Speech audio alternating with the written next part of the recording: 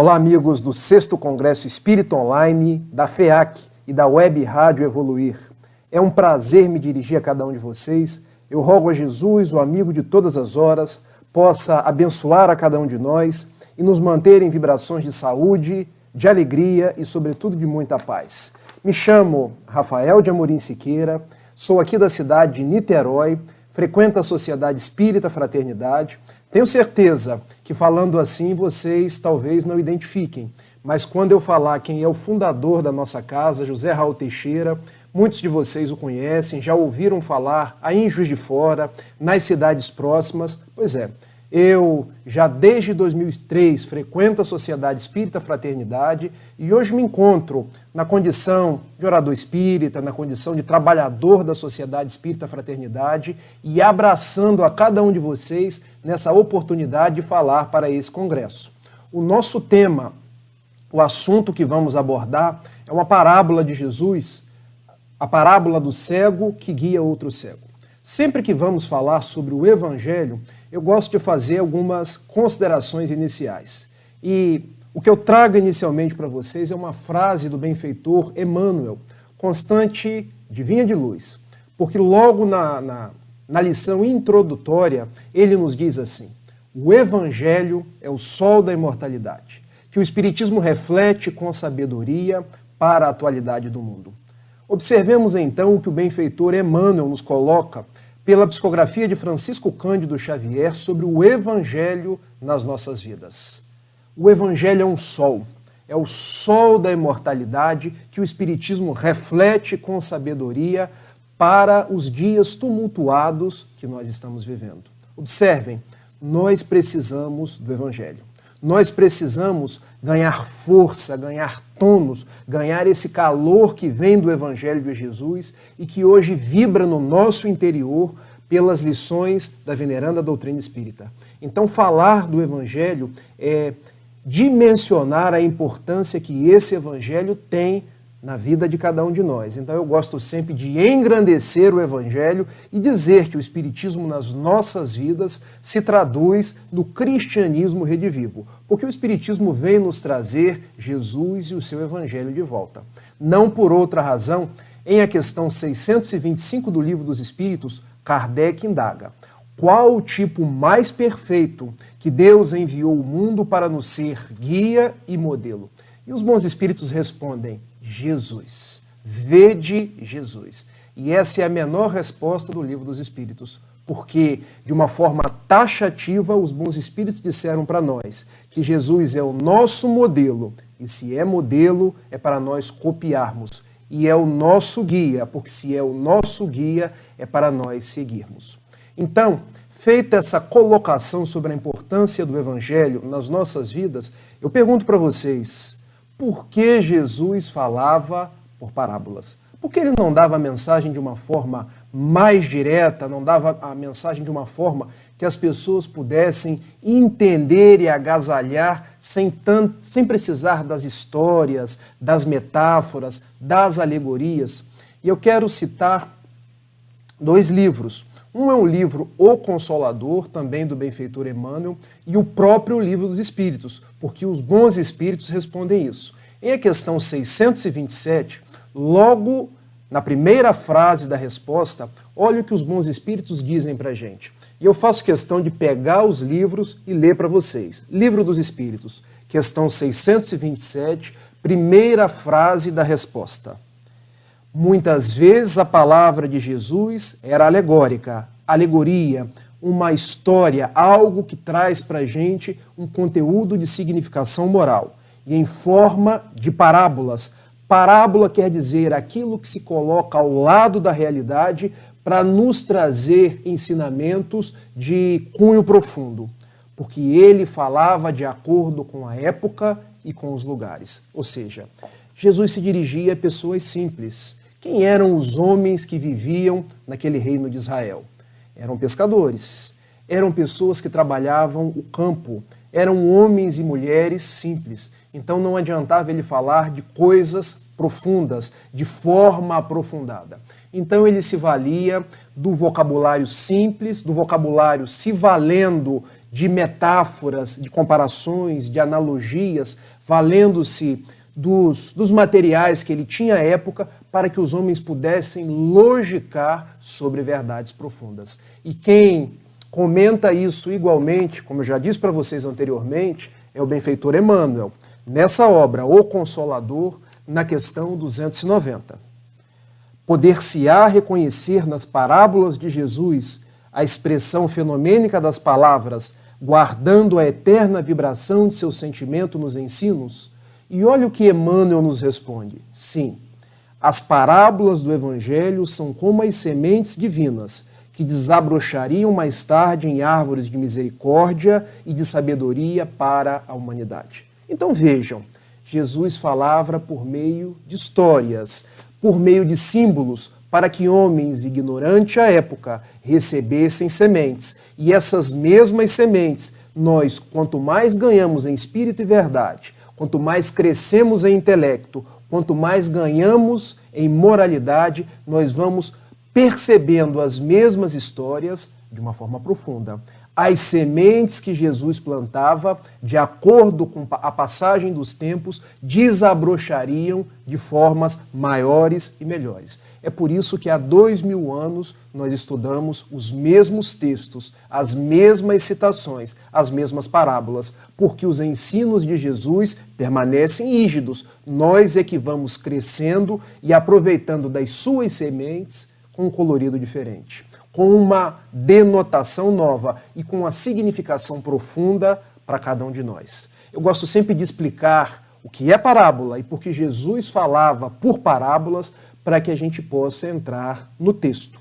E o texto que nos foi proposto foi Parábola do cego que guia outro cego. E eu quero com vocês fazer praticamente assim um estudo dirigido, porque eu fui me guiar e estou deixando assim uma literatura que vocês podem depois saber de onde o Rafael está tirando as explicações. Esse livro aqui, que é um livro fantástico, Parábolas e Ensinos de Jesus, de Caibar Schutel, quando ele vem nos ensinar, vem nos dizer dessa parábola do cego que guia outro cego. Porque ela é tirada de Lucas, capítulo 6, versículo 39, quando o evangelista Lucas nos diz assim: porventura, pode um cego guiar outro cego? Não cairão ambos no buraco? E a mesma parábola, ela é contada por Mateus, lá no seu capítulo 15, versículos 12 e 14, quando o evangelista assim nos diz: sabes que os fariseus, ouvindo o que disseste, ficaram escandalizados? Mas ele respondeu: toda planta que meu Pai Celestial não plantou será arrancada pela raiz. Deixai-os, são cegos guias de cegos. Se um cego guiar outro cego, cairão ambos no barraco, no buraco, no barranco. Ou seja, Jesus aqui nos traz na forma de um símbolo que quando um cego guia outro cego, ambos cairão no buraco, cairão no barranco, conforme aí a tradução da Bíblia que nós estivermos lendo. E o que Jesus quer nos dizer com essa parábola? Ele quer nos dizer o seguinte, meus amigos, que existem no mundo dois tipos de cegos. Há os cegos da visão ordinária, os que não conseguem enxergar. Eu, por exemplo, Rafael, vocês estão vendo que eu estou de óculos. Se eu tirar esse óculos, eu não enxergarei vocês. Eu não conseguirei ler as citações dos livros, o meu próprio resumo que eu aqui separei para falar com vocês, mas existe um outro tipo de cegueira, que é a cegueira espiritual. E essa é a pior cegueira. É a pessoa que se acha detentora de muitos conhecimentos, porque detém os conhecimentos do mundo, mas é cega das verdades eternas. E Jesus, quando pronunciava essa parábola do cego que guia outro cego, ele estava se referindo a alguns grupos de pessoas em particular. Os saduceus, os fariseus, os homens do templo. E por que, Rafael? Bom, porque esses homens tinham o culto exterior. Eram homens aferrados a dogmas, aferrados a cerimoniais, aferrados a coisas do mundo, mas não tinham o hábito da religiosidade profunda, o hábito da ligação com Deus, porque se preocupavam com aquilo que era secundário. E sobre a batuta, sobre a vontade daqueles homens, existiam vários outros que estavam sendo guiados. Porque vejam, os fariseus eram os homens do templo, e eles é que coordenavam os cultos, igualmente os saduceus. Então Jesus, se referindo aos fariseus, ele tem a oportunidade de dizer muitas vezes frases como esta: eles são brancos por fora, são caiados. Caiados quer dizer tem cal, mas são cheios de podridão por dentro. Imaginem quem é branco por fora, mas cheio de podridão por dentro. Ou seja, tem o conhecimento do mundo, mas não tem o conhecimento das coisas celestes. E essa pessoa colocada na posição de comando, na posição de liderança de outras pessoas, observem, tantas quantas eles vão desorientar, tantas quantas eles vão induzir em falsos preceitos religiosos. Daí, um cego guiando o outro cego, ambos cairão no barranco. Mas Jesus, ainda falando em relação aos homens do templo da época, aos fariseus, aos saduceus, ele dizia uma outra frase bastante impactante, quando pronunciava: esses homens me honram com os lábios, mas mantêm o coração distante de mim. Ou seja, eram capazes de pronunciar belos discursos, eram capazes de oficiar no templo de Jerusalém, mas não cumpriam as propostas do amor, as propostas da fraternidade, as propostas de respeito ao ser humano e de ligação com Deus, porque o Deus de Israel, seja ele Jeová ou quaisquer um dos nomes pelos quais o povo judeu chamava a Deus, era um Deus de amor, também era um Deus de justiça. Mas os cegos, que eram os saduceus, os fariseus, só se preocupavam com os ritos exteriores e guiavam várias outras pessoas. Daí Jesus está dizendo: esses são os cegos espirituais, porque não conhecem as verdadeiras propostas celestes e guiam várias outras pessoas no mundo. São os líderes de outras pessoas, e quando um cego guia outro cego, todos estão caminhando para o barranco. E eu quero fazer com vocês agora uma proposta de trazer para os dias de hoje, para que nós localizemos na nossa sociedade quem são os cegos dos dias atuais. Quem são os líderes no nosso mundo que estão na condição de cegos guiando outros cegos? Será que nós conseguimos imaginar? Será que nós conseguimos ver na nossa sociedade quem são esses personagens?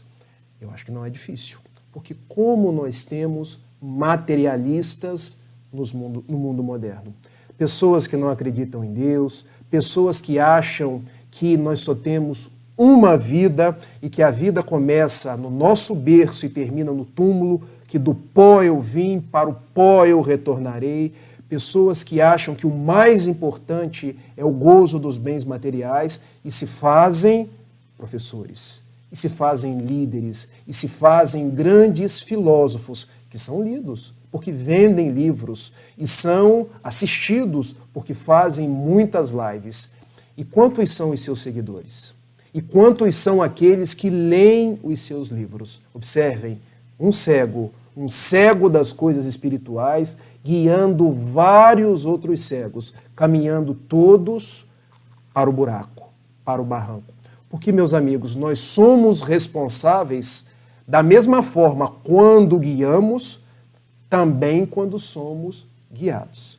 E como pululam no mundo hoje, e como se espalham no mundo as vozes do pessimismo, as vozes da falta de esperança, as vozes daqueles que só criticam, que só julgam, que só pregam a busca dos prazeres, a busca da sexualidade, a busca do poder, a busca da beleza. Não que nós não podemos buscar o nosso bem-estar, mas da beleza como propósito definitivo da vida. E quantos são os seus seguidores? Quantos são aqueles que se fazem seguidores nas redes sociais? Na casa dos milhões, na casa de números que vão seguindo, e quando vem a primeira frustração, quando vem o primeiro desar, caem na angústia, caem na depressão, caem muitas vezes na porta falsa do suicídio, porque se deixaram conduzir por guias cegos. Então, nós poderíamos dizer que os materialistas do mundo hoje, que sobem nas cátedras, que sobem nas grandes propostas das mídias sociais, propagando doutrinas que falam apenas dos prazeres mundanos, são cegos guiando outros cegos. Eu gosto sempre de fazer as ressalvas, porque existem muitas pessoas bem intencionadas, existem muitos materialistas bem intencionados, mas existem outros tantos que fazem aquilo como se fosse o principal dos seus motivos, propagar ideias que nem eles mesmos têm certeza. Ou seja, não nos deixemos guiar e nem nós sejamos aqueles que guiem, porque sabemos que quando um cego guia outro cego, o destino é o barranco. Mas não são só os materialistas nos dias atuais. Nós temos os filósofos, nós temos grandes estudiosos, nós temos religiosos que se fazem hipócritas, religiosos que ainda vendem as coisas santas, religiosos que pregam terrenos no céu, que pregam um Cristo que não é o Cristo do amor, que não é o Cristo da misericórdia. E quantos são o séquito daqueles que os seguem? Quantas igrejas no mundo estão abarrotadas e sendo lideradas e sendo guiadas por homens que não estão compromissados com o amor, que não estão compromissados com a moral evangélica, estão ali muitas vezes recolhendo dinheiro, pensando no próprio bem-estar, acabam se tornando guias cegos de outras pessoas que se fazem cegas em nome de uma necessidade de elevação. Então pensemos nisso e passemos a logicar sobre tudo o que dizem para nós. Passamos a estabelecer a nossa fé raciocinada, a nossa fé estruturada na razão. Mas existe no mundo também os políticos, que muitas vezes pregam e falam e prometem e fazem mundos e fundos, mas são guias cegos, que têm milhões de guiados cegos. Então, quando Jesus nos conta essa parábola do cego que guia outro cego, ela nunca se fez tão atual, ela nunca se fez tão presente, porque nos dias de hoje nós estamos negligenciando a tarefa de cada um de nós, que é a tarefa de logicar, que é a tarefa de pensar sobre as coisas, que é a tarefa de entender que o nosso verdadeiro líder é Jesus, que o nosso verdadeiro roteiro é o Evangelho de Jesus, que homens são homens, podem ter estudo, mas continuam sendo homens, podem ter postos de destaque, mas continuam sendo homens. Quer dizer que eu não posso respeitar nem gostar de ninguém? Não foi isso que nós dissemos. O que nós propomos é desenvolver a fé raciocinada.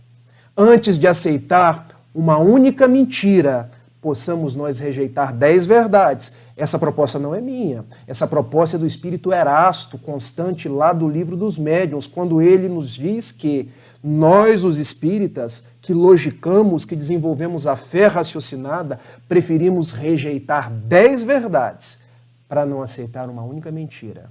Porque nós não seremos guiados por pessoas interesseiras, por pessoas que querem faturar em cima de nós, por pessoas que querem ditar normas, por pessoas que querem trazer suas crenças, às vezes as mais estapafúrdias, para nós.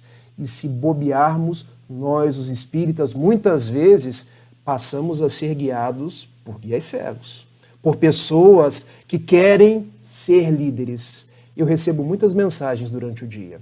Mensagens pelo WhatsApp, mensagens pelas redes sociais, mensagens que às vezes são assinadas pelo Dr. Bezerra. Porque nós gostamos de ver não o conteúdo da mensagem, nós gostamos de ver o título da mensagem e quem assinou a mensagem. Mas quando a gente vai ler, bom, a mensagem não tem nada a ver com Bezerra de Menezes. Ela pode ser do Bezerra da Silva, ela pode ser de qualquer outro Bezerra, menos de Bezerra de Menezes. Mas para isso eu tenho que tirar os antolhos da minha cegueira espiritual.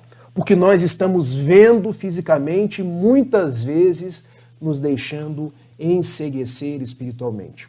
Ainda ontem eu recebi de amigos lá do Ceará, que estão divulgando uma falsa mensagem atribuída ao médium Divaldo Pereira Franco. E eu parei e pensei, e por que nós acreditamos quando recebemos a mensagem? Porque a gente ainda não se acostumou a passar pelas 3 peneiras propostas por Sócrates. Porque Sócrates nos diz que, antes de aceitar qualquer mensagem e antes igualmente de propagar qualquer mensagem, nós possamos passar por 3 peneiras. A primeira delas é investigar a verdade. Será que é verdadeiro aquilo que as pessoas estão me passando? Será que é verdadeiro aquilo que eu estou passando para as pessoas? Mas para isso eu vou precisar logicar. E logicar quer dizer, muitas vezes, estudar. Por isso o Espírito de Verdade, no capítulo 6 do Evangelho segundo o Espiritismo, nos diz: espíritas, amai-vos, espíritas, instruí-vos. Porque o que eu recebo de mensagens atribuídas a Francisco de Assis, mensagens atribuídas a Emmanuel, que não são de Emmanuel, mas para isso eu preciso conhecer obras básicas, espiritismo, eu preciso estar no constante exercício da lógica. Era assim Allan Kardec. Era assim aqueles primeiros espíritas do naipe de Leon Denis, de Camille Flammarion, de Gabriel Delane, deixando-nos o baluarte da fé que raciocina e que se faz uma fé inabalável. A segunda peneira proposta por Sócrates é a peneira da necessidade, utilidade e adequação.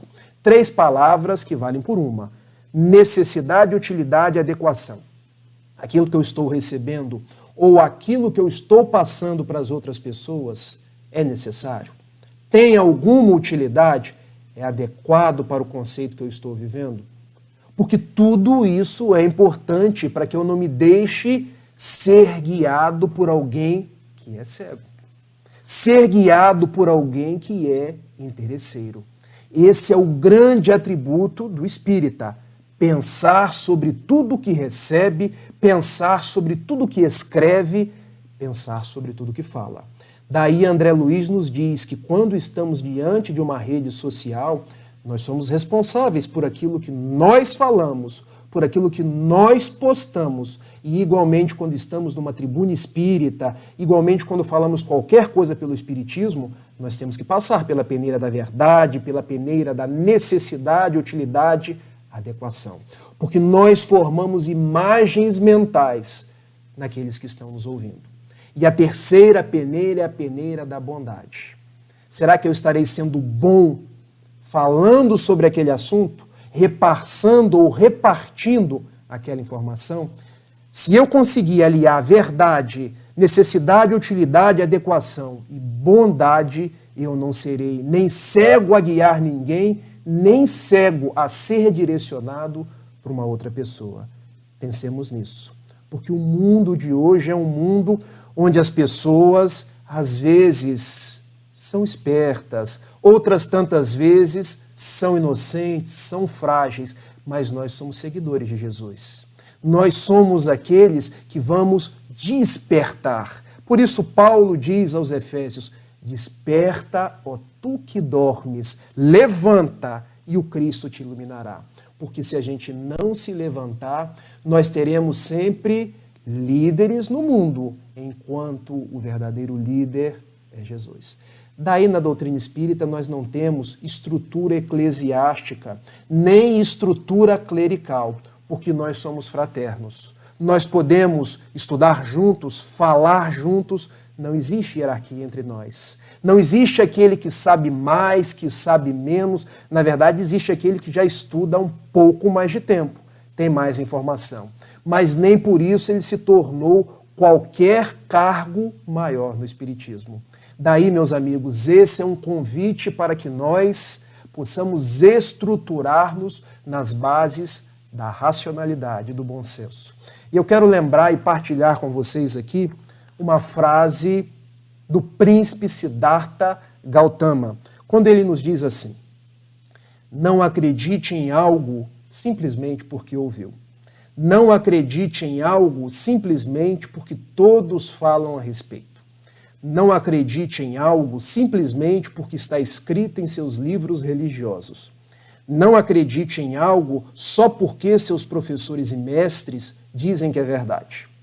Não acredite em tradições porque foram passadas de geração em geração. Mas depois de muita análise e observação, se você vê que algo concorda com a razão e que conduz ao bem e benefício de todos, aceite-o e viva-o. Olha que frase memorável. Olha que proposta para cada um de nós, para nós não sermos cegos guiando outras pessoas e nem nos deixarmos ser guiados por propostas falsas. Não acreditar porque nós ouvimos. Ah, mas quem disse isso foi um médium espírita. Mas o médium espírita erra. Ah, mas quem disse isso foi um grande tribuno espírita. Mas ele também erra, porque ele é homem.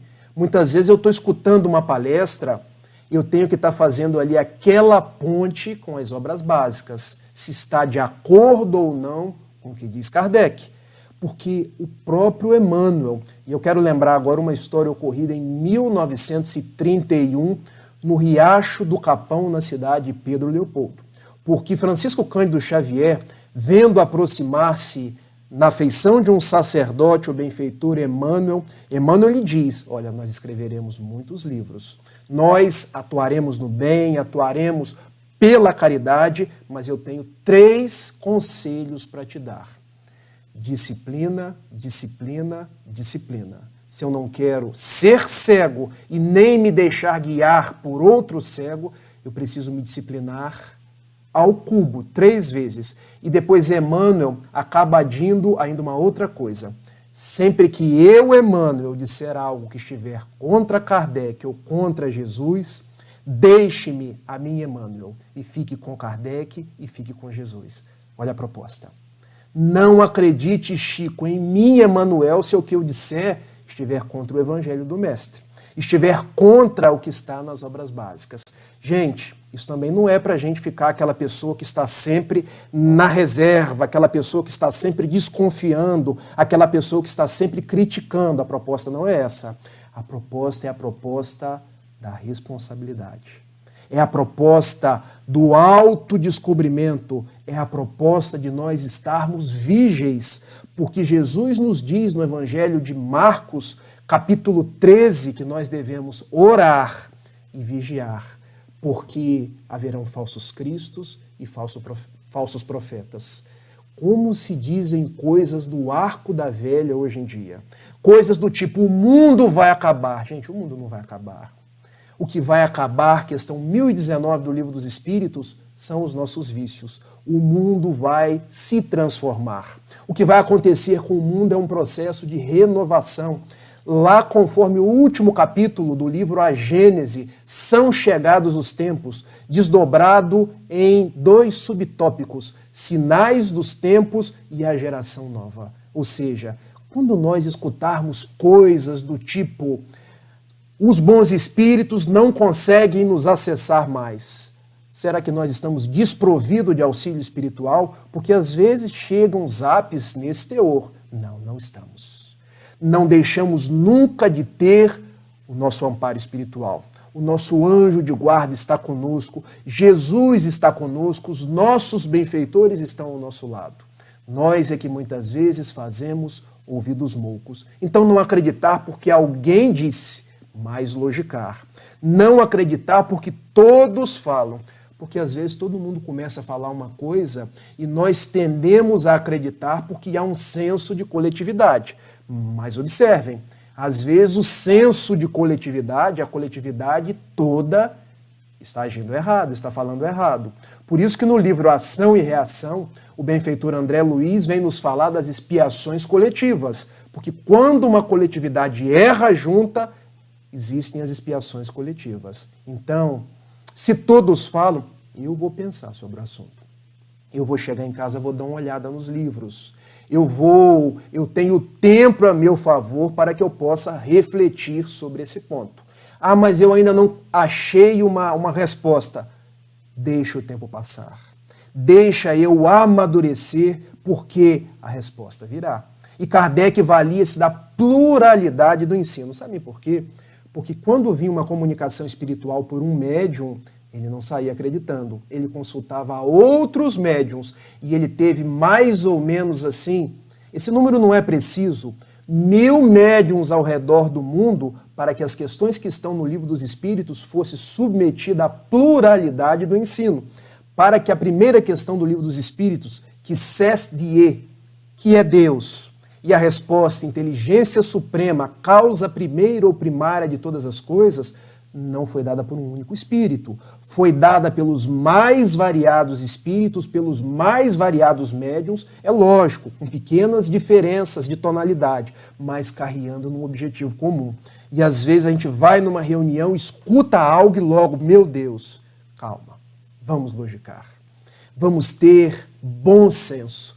Vamos amadurecer. E continua Buda dizendo assim, não acredite porque a pessoa é mestre ou professor. Os fariseus eram mestres.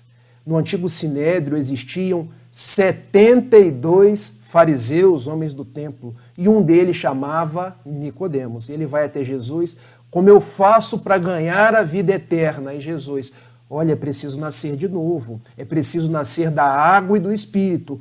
E Nicodemos, que era mestre, que era professor, como é que eu faço para voltar para a barriga da minha mãe? Eu já sou velho. E Jesus diz assim, olha, se você que é mestre não entende, que dirá às pessoas simples? Daí, convite ao estudo, convite à reflexão. E nós, os espíritas, hoje estamos estudando cada vez menos, falando cada vez mais e estudando cada vez menos. Por isso, o amigo José Raul Teixeira, reproduzindo uma fala do benfeitor Camilo, que é o guia espiritual da nossa CEF, ele vem dizer que o espiritismo vai crescendo em quantidade e vai minguando em qualidade. Porque a qualidade nossa dos espíritas, nós lemos cada vez menos. Os espíritas hoje não conhecem o Pentateuco espírita. Ah, mas o Livro dos Espíritos. Ah, quando eu vou no grupo de estudos eu leio. Bom, mas eu posso pegar em casa, eu posso refletir. E Raul diz para mim que o benfeitor Camilo pede que ele leia o Livro dos Espíritos todos os anos. Quantas vezes ele já leu? Raul é de 1949, ou seja, vai fazer 72 anos. Ele se tornou espírita ainda na adolescência. Quantas vezes ele já leu o Livro dos Espíritos? O Livro dos Médiuns, os clássicos. E hoje, muitas vezes, eu não falo em tom de crítica, o que eu vou dizer agora. Nós queremos ler apenas romances. E não são os romances densos de Emanuel, de Dona Ivone do Amaral Pereira, a gente quer ficar naquilo bem superficial. E quando vem alguém nos dizer algo de mais profundidade, a gente arregala os olhos. É porque não se afeiçoou aos estudos. Mas conclui a sua citação aqui, o príncipe Siddhartha Gautama, que entrou para a história com o nome de Buda.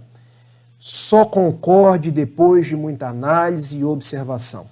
Se você observar que está de acordo com a razão e que conduz ao bem e ao benefício de todos. Ou seja, para que eu não seja um cego que guie e nem um cego a ser guiado, a primeira coisa que eu vou ter que fazer é observar se aquilo está de acordo com a razão, com a lógica, com o bom senso.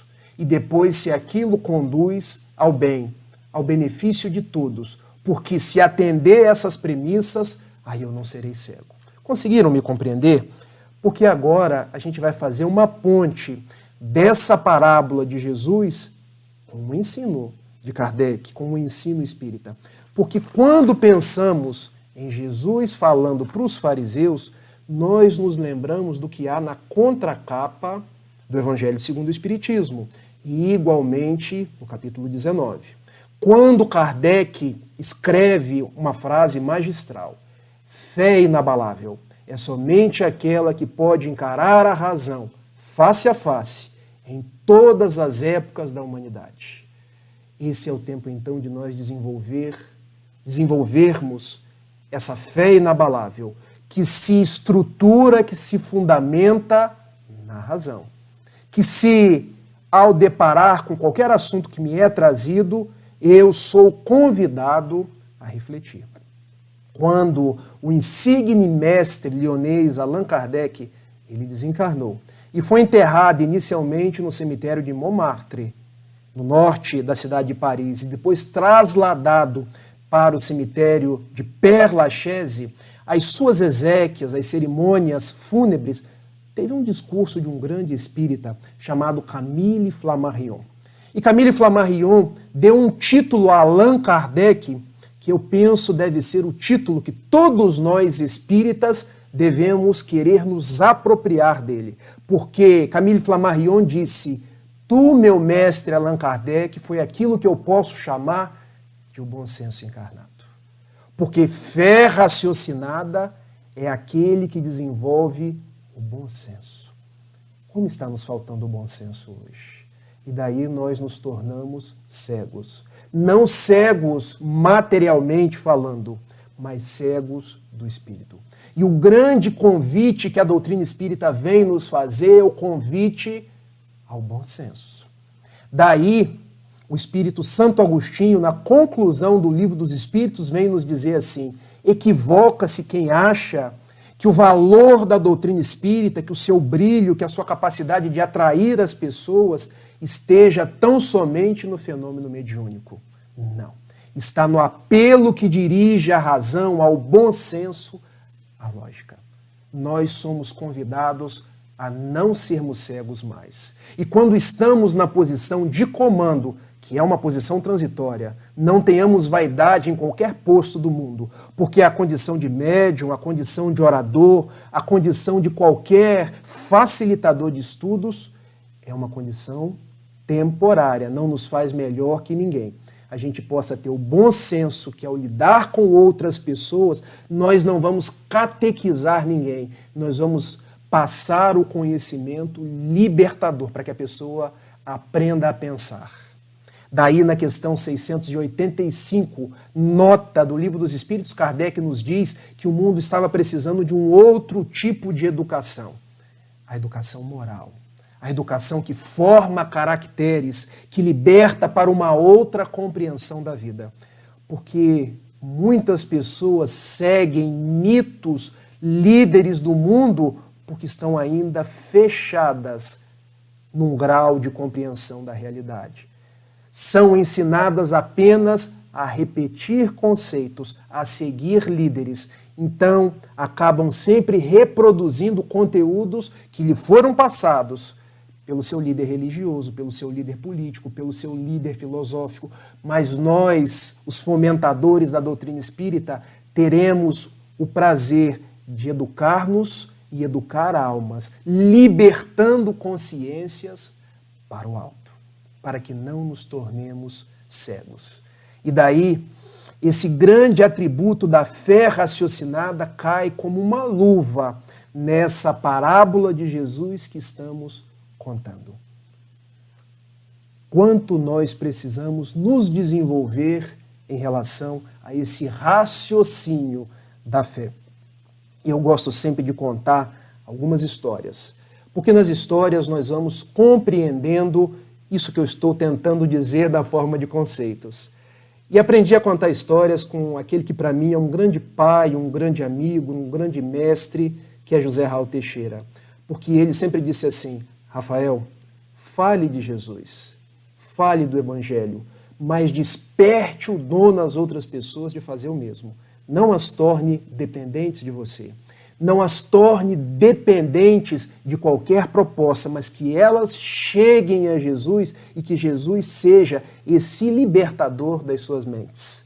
Então eu tenho procurado levar, na minha forma de viver o Espiritismo e de pregar o Espiritismo, esse conteúdo libertador de caracteres. E Raul contava muitos aspectos da sua vida particular, porque José Raul Teixeira viajou o Brasil, viajou o mundo, e o que ele mais tem é história para contar. E ele um dia disse que chegou numa determinada localidade para fazer a palestra. Lógico que por questão assim, de consideração eu não vou dizer nem o lugar, nem as pessoas envolvidas. Quando terminou a palestra, aproximou-se dele uma médium. E onde estava aquela médium, havia muitas pessoas atrás. Porque espírita adora médium. espírita adora aqueles que podem dizer da voz dos espíritos, podem trazer alguma informação. Olha como nós gostamos de informações. Olha como nós gostamos de saber algo a respeito de nós, algo a respeito da vida, quando o mais importante não é isso. Quando o mais importante é a nossa transformação moral, é a caridade que nós podemos fazer. Mas o amigo Raul viu se aproximando aquela médium. E quando ela chegou, ele pacientemente, aliás, como ele é paciente com todas as pessoas, a médium disse assim: eu tenho um recado para te dar. E Raul parou, pois muito bem, me deu o recado.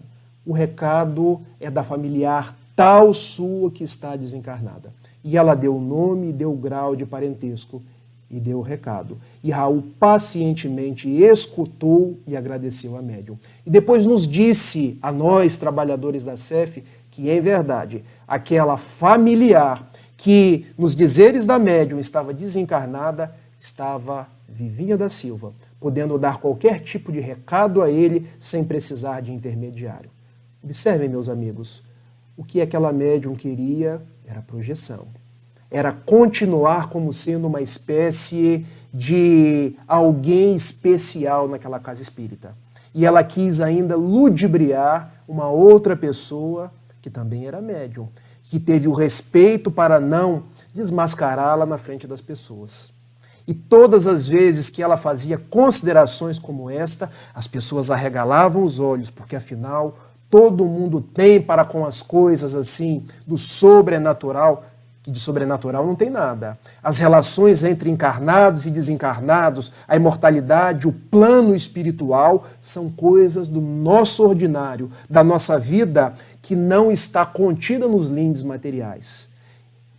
Aquela médium era uma cega. Era uma cega, talvez alguém num processo de fascinação, que tinha sob as suas bordas vários outros espíritas, várias outras pessoas que, se ela falasse A, as outras pessoas A, se ela falasse B, as outras pessoas falavam B. Que comportamento nós devemos ter? Qual atitude nós devemos tomar perante a vida? Para não ser cego, o nosso compromisso tem que ser um compromisso com Jesus. Nós estamos na doutrina espírita para nos transformar, para sermos pessoas melhores, pessoas compromissadas com o bem, pessoas que procuram ser hoje melhores do que ontem, que procuram ser amanhã melhores do que hoje. Eu quero contar uma outra história, porque cresci escutando histórias de Divaldo Pereira Franco. E Divaldo Pereira Franco costuma atender muita gente depois de realizar suas palestras. E ele conta que em uma oportunidade especial, uma pessoa foi até ele amedrontada. Ela já estava assim com um ricto na face, suava as bagas. Bom, eu hoje estou suando aqui porque em Niterói, vocês sabem, é muito quente. E eu ainda fechei a janela para que o vídeo não tivesse ruído, então vocês me perdoem se vocês estão me vendo suar. Eu ainda vou ser um espírito mais elevado e ter a condição assim de nascer em Juiz de Fora. Mas, por enquanto, eu estou aqui por Niterói mesmo. E aquela pessoa suarenta chegou até Divaldo Pereira Franco e disse assim: Divaldo, um médium me disse que eu tenho 7 encostos. E Divaldo começou a pensar: meu Deus, é um cego guiando outro cego. Porque vejam, será que aquele médium só viu os obsessores? Não viu nenhum anjo de guarda, não viu nenhum espírito amigo, não viu nenhum espírito familiar. E ele perguntou àquele homem que chegava suarento até ele: como que ele fez para contar os 7 obsessores? Ele pediu para que você e os obsessores se virassem e tomou de um celular e fez uma selfie e saiu contando? 1, 2, 3. Meu amigo, você acreditou? Seu Divaldo, ele é um médium muito experiente. Todos se consultam com ele. E Divaldo resolveu dar uma informação diametralmente oposta. Eu estou vendo aqui vários benfeitores espirituais. Pessoas que querem o seu bem. Estava vendo mesmo. E quero te dizer uma coisa, meu filho. Abra a comporta do seu raciocínio e não deixe médium nenhum ditar os seus passos. Porque quanto mais você estudar, você vai se dar conta que ao nosso lado tem sim obsessores, tem espíritos que não nos querem bem. Aliás, o próprio apóstolo Paulo nos disse em Hebreus capítulo 12, versículo 1, que nós somos rodeados por uma nuvem de testemunhas, mas essas testemunhas nem sempre são ruins. São amigos, são familiares nossos. Então aquele médium não viu só 7 obsessores, tinham outras pessoas. E por que ele não falou com você? E uma outra coisa, médium responsável não dá esse tipo de informação às pessoas, porque a gente fala coisas para elevar, a gente traça caminhos, a gente orienta as pessoas. Ou seja, se ele te falou para te amedrontar, ele ainda não compreendeu a mediunidade. Ele ainda não compreendeu o valor de ser um medianeiro do alto. Meus amigos, eu pergunto mais uma vez para você se aquele médium que viu 7 obsessores não era um cego guiando outro cego. A responsabilidade dele, eu não sei. Pode ser uma pessoa simples, pode ser uma pessoa sem grandes culpas no assunto, mas o fato é que resta o convite de Jesus a cada um de nós, para nós abrirmos o nosso senso ao raciocínio, logicarmos a nossa fé. E nesses dias onde se falam tantas coisas no mundo, nesses dias onde tanta gente tem tanta coisa para falar, nós possamos drenar, nós possamos escolher aquilo que vamos escutar, trazer para a acústica da nossa alma, porque isso só depende de nós. Só depende de cada um de nós não sermos aquele cego que direciona e também não ser aquele cego que é direcionado.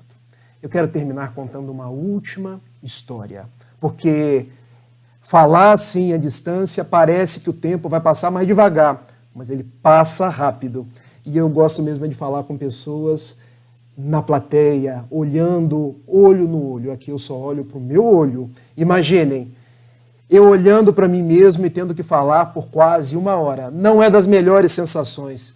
Preferi estar aí abraçando vocês, mas é o que podemos fazer nesses dias de pandemia. Porque Dona Elizabeth Lucas era uma psicóloga materialista. Era alguém que não acreditava em nada no porvir. Se tornou uma cega, porque todos os seus pacientes, quase morrendo, eles morriam pela informação, porque ela já dizia, olha, você está morrendo, não tem nada depois. E a pessoa, recebendo aquela informação, já se entristecia e praticamente morria antes do tempo. Mas um dia ela se deparou com uma senhora, e aquela senhora tinha um quê de especial, porque quando ela fez o diagnóstico, era uma médica correta, era uma médica muito ética, mas disse à senhora, olha, eu tentei de tudo, utilizei-me de todas as técnicas possíveis, mas eu não consigo fazer mais nada para a senhora. Comece a se despedir das pessoas, comece a fazer os acertos na sua vida, porque não tem muito tempo mais. Eu tenho que ser, na minha condição de médica responsável e materialista, o mais assertivo que eu conseguir com você. E aquela senhora sorriu, mas foi um sorriso que desorganizou Dona Elizabeth Lucas. E a médica perguntou, do que a senhora está rindo? Bom, o que vai morrer é a minha carne, doutora. Eu continuarei viva. E eu tenho certeza de que depois dessa vida, na outra vida, eu voltarei a sorrir. E eu estou orando, porque se a minha vida orgânica está acabando, eu quero estar em paz para entrar na vida verdadeira. E a médica, tal qual uma lâmina afiada, disse assim, você acredita nessas coisas de outro mundo? Você acredita nesses penduricalhos, nessas muletas que os religiosos trazem para cada um de nós, para que a gente possa se conformar com o status quo e deixar de lutar? E ela respondeu, eu nunca deixei de lutar. A minha vida inteira eu lutei. E mesmo no auge dessa doença, era um câncer que me devora, eu continuo lutando. Mas nunca deixei de orar. E eu estou orando, inclusive, pela senhora. Você está orando para mim? Pode parar de orar que eu não acredito em nada disso. Olha, eu gosto tanto da senhora. A senhora foi tão correta comigo, apesar de materialista, que eu resolvi fazer um banco de oração. E Dona Elizabeth Lucas resolveu perguntar: e como funciona esse tal banco de oração? Eu estou orando antecipadamente caso no futuro você tenha algum contratempo. Caso você precise de algo, caso você se lembre de Deus num dia de dificuldade. Pode pedir que eu já orei para os meus guias, já orei para os meus espíritos e eles vão te atender. A senhora, em algumas semanas, desencarnou. Dona Elizabeth Lucas continuou materialista, não acreditava em nada, apenas naquilo que a ciência podia diagnosticar. Certo dia, ela se encontrava em sua casa, recebeu um telefonema, era do hospital. E o médico plantonista disse assim: o seu filho é fulano de tal, tem tais características físicas e costuma andar de bicicleta? Sim, o que aconteceu com ele? Bom, ele colidiu com um grande caminhão. E decorrente do impacto, minha senhora, eu temo que essa hora ele já possa estar morto. Mas eu estou correndo para a sala de cirurgia e eu vou fazer o que estiver ao meu alcance. E Dona Elizabeth Lucas tremeu, tal qual vara verde, porque afinal de contas, ela era materialista. Aquele mesmo diagnóstico ela deu a vida inteira para outros pacientes, mas agora era a vez dela. E não era o diagnóstico da sua própria vida que estava findando, era a vida do seu filho. Então ela pensou: não tem dor maior do que a perda de um filho. Não tem dor maior do que ver o sangue do meu sangue se esvaindo. E ela se lembrou da senhora, que havia dito que em preces havia feito um banco, um depósito junto à providência divina que ela poderia fazer o saque quando chegasse o momento do auge da sua dor. Ela foi até o seu quarto e gritando disse assim: olha, Deus, se você existe, eu não acredito, mas se você existe, eu quero hoje fazer um saque, porque eu tive uma paciência que orou por mim e que fez um grande depósito. Se você existe, eu quero fazer esse saque. Cure o meu filho. Devolva o meu filho para o meu lar. E correu para o hospital. Quando chegou até lá, ela foi recebida pelo mesmo plantonista, que disse assim: olha, o seu filho estava morto, mas quando eu entrei na sala de cirurgia, parece que algo mudou rapidamente, porque a cirurgia foi um sucesso. Ele está bom de novo e dentro em poucos dias ele voltará para casa. E ela interiormente pensa: obrigado, Deus, que eu não acredito. Obrigado, Deus, que deve existir em algum lugar ou em alguma parte. E a partir daquele momento, nada obstante não se transformasse numa crente confiante, ela deixou de ser materialista. O que lhe ajudou na sua vida clínica, o que lhe ajudou na sua parte profissional. E por que eu termino com essa história? Porque Dona Elizabeth Lucas foi cega da espiritualidade durante toda uma vida e transformou várias outras pessoas na cegueira das realidades espirituais. Mas um dia foi tocada por uma senhora que não se fez cega e, pelo contrário, tornou-se, nada obstante, paciente, uma verdadeira líder da sua médica. Porque aí a gente inverte os papéis. Ao invés de um cego guiando outro cego, nós temos alguém que é vidente, alguém que é desperto, guiando outro alguém que precisa despertar. Este é o convite de Jesus para cada um de nós. Deixar de ser cego para ser vidente. O mesmo convite que ele fez a Saulo, que se fez Paulo na estrada de Damasco. Porque ele caiu do cavalo, teve a cegueira material, que igualmente denotava uma cegueira espiritual. E após Ananias recobrar-lhe a visão material, ele igualmente recobrou a visão espiritual. E de um cego que guiava outros cegos que a seu mando matavam, que a seu mando perseguiam, ele tornou-se o apóstolo da gentilidade.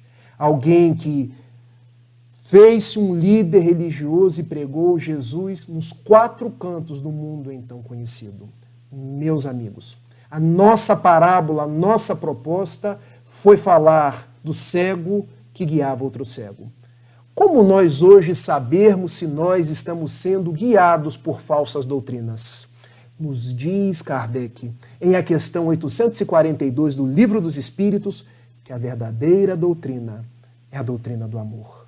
É a doutrina que nos liga a Jesus, é a doutrina que nos fala da caridade, é a doutrina que nos reclama a proposta da transformação íntima, a proposta que nos leva à plenitude. Então, se estivermos sintonizados com esse amor, com a proposta da caridade, com a vivência da solidariedade, não seremos cegos e, igualmente, não nos deixaremos guiar pelas vozes do mundo que ainda falam alto, mas não conseguem nos calar o coração, que ainda permanece aberto à voz de Jesus, à voz do grande pastor que há 2000 anos vem cantando o Sermão das Bem-aventuranças.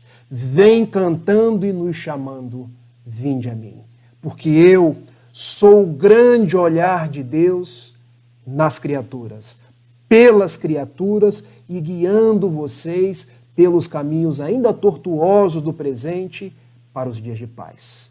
Eu agradeço a todos aqueles que me assistiram, ainda que à distância. Agradeço pelo 6º Congresso Espírita Online da FEAC e da Web Rádio Evoluir.